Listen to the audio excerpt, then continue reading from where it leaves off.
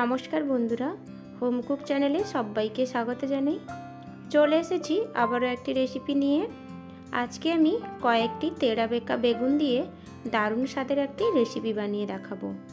এই রেসিপিটি গরম গরম ভাত, রুটি, পরোটা সব কিছুর সাথেই কিন্তু দারুণ লাগে খেতে। তবে চলুন বন্ধুরা, রেসিপিটি আমি শুরু করে ফেলি। প্রথম থেকেই আমি বেগুনের বোটাগুলোকে কেটে রেখেছিলাম, আর তারপরের যে অংশটা একটু করে ছিল ওটাকে আমি কেটে বাদ দিয়ে দিলাম। আর বেগুনগুলোকে দু টুকরো করে নিলাম, আর একটা একটা টুকরোকে মাঝখান দিয়ে হাফ করে আমি ভেতরে পোকা আছে কিনা চেক করে নিচ্ছি। সমস্ত বেগুনগুলোকে আমি কেটে চেক করে নিলাম পোকা আছে কিনা। একটাও বেগুনে পোকা নেই। বেগুনগুলো দেখতে তেড়া বেঁকা হতে পারে, কিন্তু ভেতরে কিন্তু একটাও পোকা বেরায়নি। এবার সমস্ত বেগুনগুলোকে আমি একটা বাউলে বেশি করে জল নিয়ে বেগুনগুলোকে জলে ডুবিয়ে রাখলাম, কারণ বেগুনটাকে কাটার পরে সঙ্গে সঙ্গে জলে ডুবিয়ে রাখতে হয়, নইলে কিন্তু বেগুনগুলো কালো পড়ে যায়। এবার ওটাকে সাইডে রেখে একটা মিডিয়াম সাইজের আলু নিয়েছি, আর আলুটাকে ভালো করে ছুলে নিচ্ছি।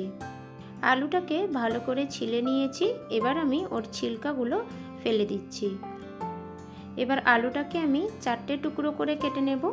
মাঝখান দিয়ে একটা ফাঁক করে তারপর আবার একটা করে টুকরো করে নেব, আর ওই টুকরোগুলোর গায়ে একটা করে কাট লাগিয়ে দেব, যাতে আলুগুলো ভালোভাবে সেদ্ধ হয়ে যায়।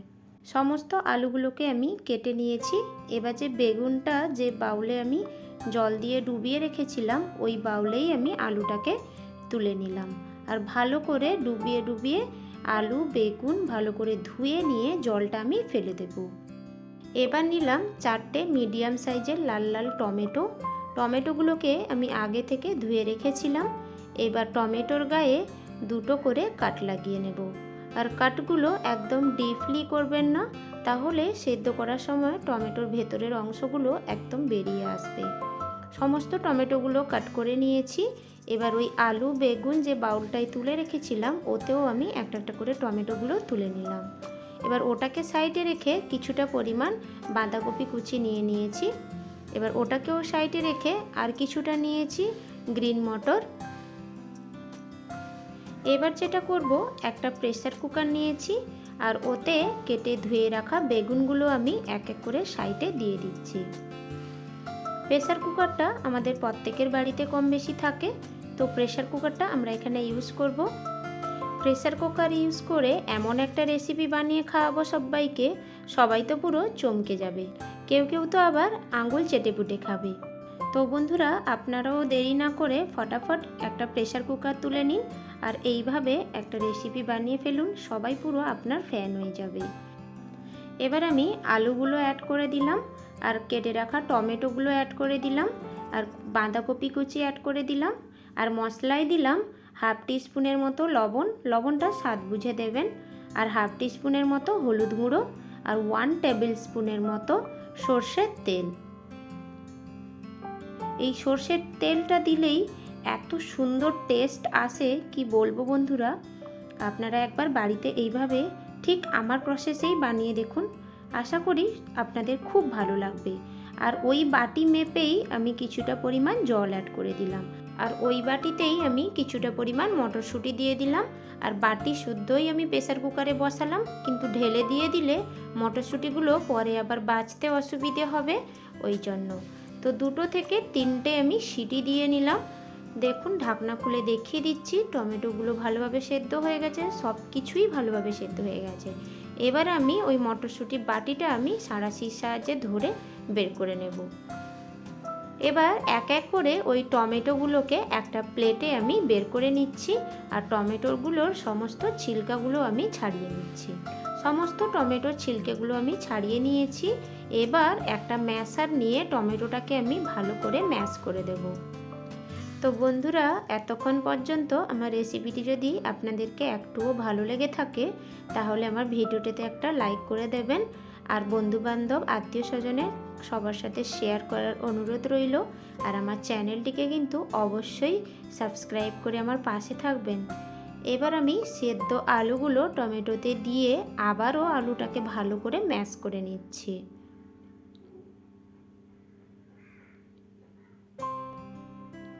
আলুটাকেও আমি ভালো করে ম্যাশ করে নিয়েছি। এবার দিয়ে দিলাম আমি সেদ্ধ বেগুনগুলো দিয়েও আমি আবারও ভালো করে ম্যাশ করে নেব। আমি যে সেদ্ধর সময় সর্ষের তেলটা ইউজ করেছিলাম তার ফলে এতক্ষণ থেকে এত সুন্দর একটা গন্ধ বেরোচ্ছে, আমার তো মনে হচ্ছে এতক্ষণ থেকেই খেয়ে ফেলি। কিন্তু এতক্ষণ থেকে খেয়ে ফেললে তো হবে না, এর টেস্টটাকে আমাদের আরও দ্বিগুণ করে তুলতে হলে তার জন্য পুরো ভিডিওটা কিন্তু শেষ পর্যন্ত দেখতে হবে, তবে গিয়েই না সবাই আঙুল চেটে পুটে খাবে। আমি সবজিগুলো সেদ্ধ করার সময় যে পরিমাণ জল ইউজ করেছিলাম সেই পরিমাণে সমস্ত সবজিগুলো ভালোভাবে সেদ্ধ হয়ে গেছে। আর প্রেসার কুকারে কিন্তু একদম জলটা নেই, পুরো একদম পরিমাণ মতোই হয়েছে। এবার আমি রান্নার পর্যায়ে চলে যাচ্ছি। তার জন্য গ্যাসে একটা ননস্টিকের কড়াই বসিয়ে নিয়েছি আর গ্যাসের ফ্লেমটা অন করে দিয়েছি। আর দিয়ে দিলাম 3 টেবিল স্পুনের মতো সর্ষের তেল। আর তেলটা ভালোভাবে গরম হয়ে গেলে 1 টিস্পুনের মতো দিয়ে দেব কালো সর্ষে। আর কালো সর্ষেটা যখন চটপট করে ফেটে যাবে তারপর দিয়ে দেব আমি কিছুটা পরিমাণ কারি পাতা কুচি আর কিছুটা পরিমাণ কাঁচা লঙ্কা কুচি। কাঁচা লঙ্কা কুচিটা আপনারা স্বাদ বুঝে নিয়ে নেবেন। এবার কারি পাতা, সর্ষে, কাঁচা লঙ্কাটাকে একটু নেড়ে চেড়ে একদম লো ফ্লেমে একটু ভাজা ভাজা করে নেব। খুব সুন্দর একটা গন্ধ বেরোলে তখনই আমি দিয়ে দেবো একটা মিডিয়াম সাইজের পেঁয়াজ কুচিটা দিয়েও আমি একসঙ্গে সব কিছু আবারও একটু নেড়ে চেড়ে ভাজা করে নেব।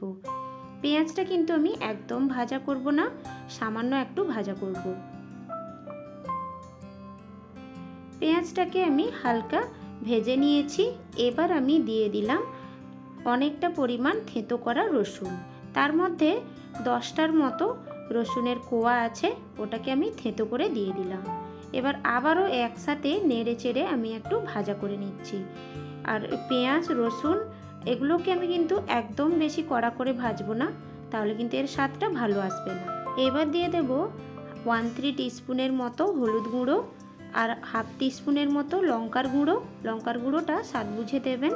আর 1/2 টিস্পুনের মতো ধনে গুঁড়ো আর স্বাদ মতো লবণ আর 1/2 টিস্পুনের মতো গরম মশলার গুঁড়ো। এবার দিয়ে দিলাম ওই যে সেদ্ধ করা মটরশুঁটিগুলো। এবার সমস্ত উপকরণগুলিকে আমি হালকা একটু নেড়ে চেড়ে ভাজা করে নিচ্ছি। এই মটরশুঁটিটা মশলার সাথে ভাজা করে নিলে ওর মধ্যে ফ্লেভারটা খুব ভালো আসে। এবার যে ম্যাশ করে রেখেছিলাম সমস্ত উপকরণগুলো, ওইগুলো আমি কড়াইতে অ্যাড করে দিলাম। এবার সমস্ত উপকরণগুলিকে হাই ফ্লেমে 4 থেকে 5 মিনিটের মতো ভালো করে নেড়ে চেড়ে আমি কষিয়ে নেব, যতক্ষণ না পর্যন্ত ওই রসরসে ভাবটা চলে যায়।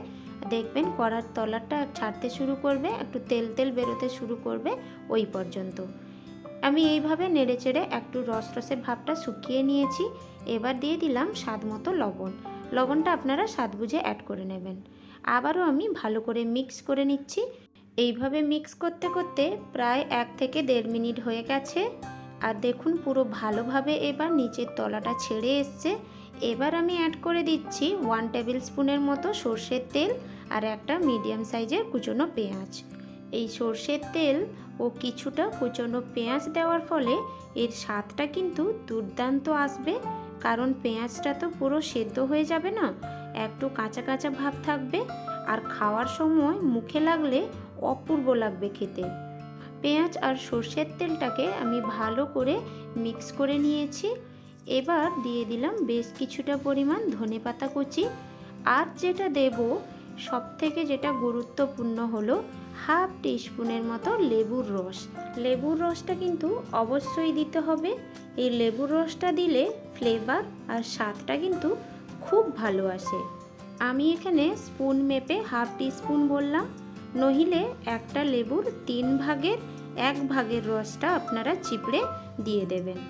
এবার আমি সমস্ত উপকরণগুলিকে ভালো করে মিক্স করে নেব।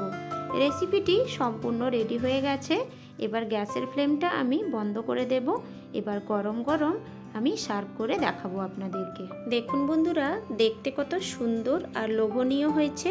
এবার গরম গরম রুটি, পরোটা, ভাত যে কোনোর সাথে সার্ভ করুন। আশা করি সবার খুব ভালো লাগবে। রেসিপি ভালো লাগলে লাইক, শেয়ার এবং অবশ্যই সাবস্ক্রাইব করে পাশে থাকবেন। সবাই ভালো থাকবেন। দেখা হচ্ছে পরের একটি ভিডিও।